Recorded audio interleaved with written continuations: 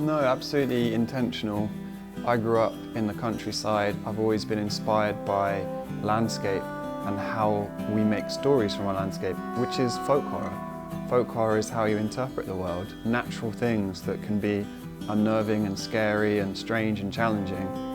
That is folk horror. So Gwen, for me, is the story about how the landscape can inform a young girl's experience of her life and how it creates stories. You make sense out of the world around you. So I think folk horror is very important because in a time when we are surrounded by screens and concrete and wanting to get away from modern life, folk horror reminds us that really the thing we're afraid of is nature. And I think, obviously with films like Midsummer this summer, but also before that, The Witch, and you look even further back into the 60s of Blood on Satan's Claw, The Witchfinder General, The Wicker Man.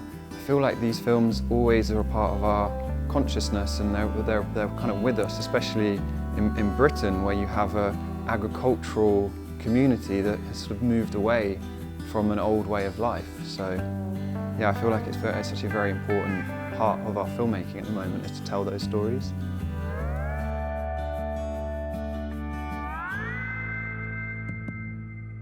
So what's interesting, I think, as a first-time filmmaker, you maybe don't have the experience of knowing what engages an audience or what an audience is expecting. So maybe you make something a bit stranger because it's really based on what you'd like to see. There's no reference points other than movies that you love that are inspiring you with your script.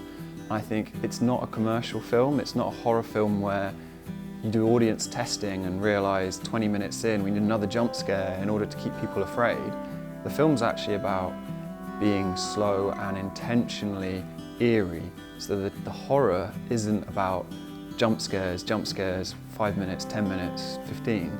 It's more about sitting in your seat and leaning in and feeling this atmosphere closing around you, almost just through dread. And dread became a huge theme of the film, of there's something out there that you're afraid of, and not wanting to let the jump scares release tension, just let that tension keep rising and keep rising.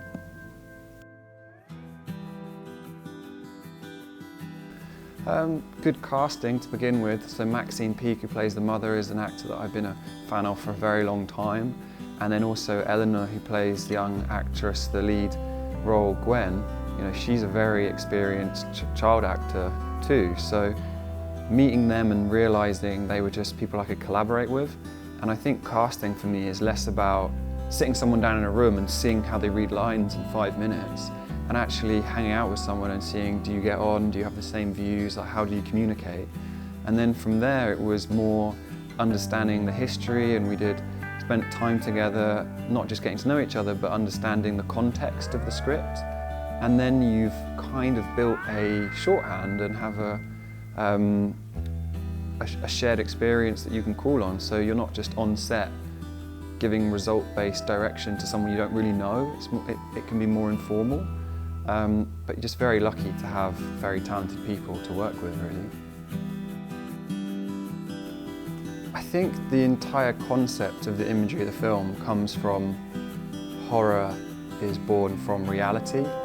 So the audience is asked to question, is this supernatural or is it real? And I think every image, whether it's about building shadow in the corner of a frame, whether it's about framing for a window so you only see a small amount of the image, and the actress's face is distorted through the glass. It's always questioning what is real, what is horror, where's the horror coming from?